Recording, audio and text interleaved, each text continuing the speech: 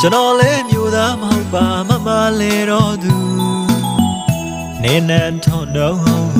ဝါခမောက်ကိုလွယ်လို့လေးရရတယ်ကျွန်တော်ဘဝကြည်ပြင်းလာရတမှုမျိုးကိုရောက်ပေမယ်မျိုးသားမဟုတ်ပါမမလဲတော့သူ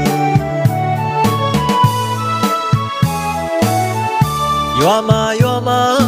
ပဲတွေပြောင်းတွေဆိုင်တဲ့အခါဘလွေတန်းတစားစားပေး